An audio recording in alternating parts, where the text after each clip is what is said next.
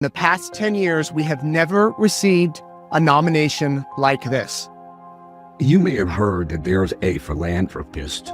Every Christmas, he would give gifts, and people could write in to ask him to choose a certain person for a certain reason to bestow these blessings upon. The lady who sent this in, her name is Kirsten, and here's what she said. I want you to listen to this. It's heartbreaking, but I want you to listen to this letter. Dear Secret Santa, I realize getting a nomination in February is unusual, but unfortunately I won't be around in December, so hopefully you will consider the request.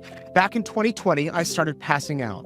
Over the past almost 4 years, my health has continued to deteriorate to the point that I need full-time care. Finally, after years of specialist after specialist and every test they could think of, I was diagnosed with ALS. It took so long, I was near the end already, and the doctor gave me 3 to 6 months. And I'm on my 4th month. So understanding that I won't be here for another Christmas, I would like to nominate Dustin for all the service he has provided me over the years. For those who don't know much about ALS, it is hard to explain just how much you lose. I'm completely dependent on him for everything, and he continues to amaze me with the depth of his love and compassion.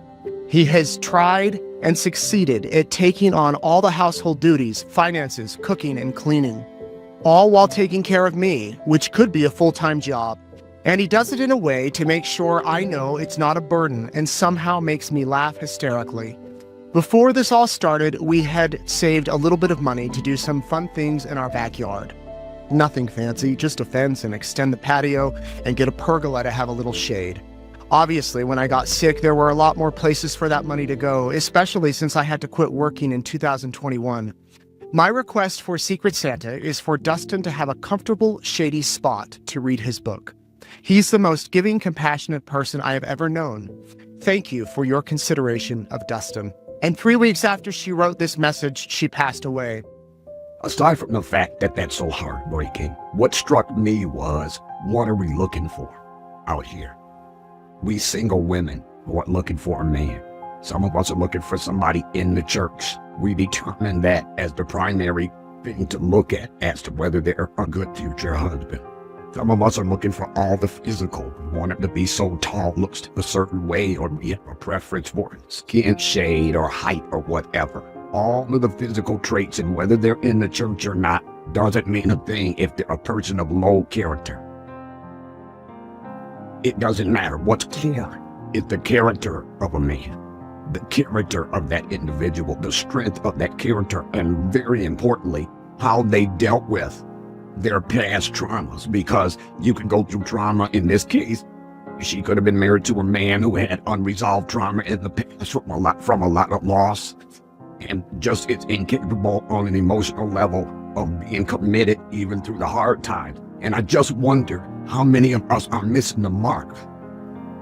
I offer you that possibly you should consider the man in this episode was a man of high character and highly committed to his wife and saw her through all of that sickness. Now, you can have a good-looking man, you can have a man that's in the church, you can have a man that meets all of your physical standards. But if that man is not of such a character that he understands love to the depths that this man did, then what do we have? As somebody who's a cancer survivor, I can tell you that if I had a man in my life, I wouldn't care how short or tall he was. What I would care about is, would he be that solid rock that I would need if something happened to me? So I just wanted to bring this to you as a matter of food for thought. The person that then sent it to Secret Santa added this note. I feel it's important to point out that Dustin continued to work on the police force serving the city during the duration of Kirsten's 4-year bout with ALS. At the time she wrote this letter, she had lost her ability to speak and used an iPad to communicate. She would use her eyes to tediously look at each letter on a keypad that was visible on the iPad screen that had been perfectly set up within her eyesight, and she'd prick out each letter. I sat with her as she typed each word with her eyes for the letter that was composed for this nomination. It took many hours and so much strength for her to do this. Her letter does not really touch on the amount of love and service he provided her. He even somehow managed to always comfort those around him and her, especially as she got closer to the end. The night she passed, I was in the room with him before she had even been taken, and he began calling to let people know she was gone. Every single person he spoke to that night, he would immediately follow up with the news with 2 questions. Are you okay? And is there anything I can do for you? It was a tremendous thing to witness. He is so deserving of a cool place to sit in his backyard, where he spent so much time caring for her, for him to read a book. What a woman. She was incredible. Super incredible. Did you know that she wrote this? Not a clue.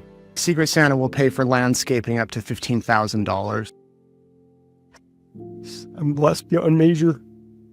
I have no words to describe any of this other than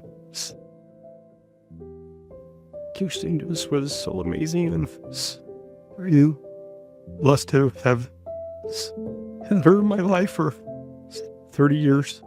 So, thank you. Thank you. Merry Christmas. Thanks. What are you looking for, enemy?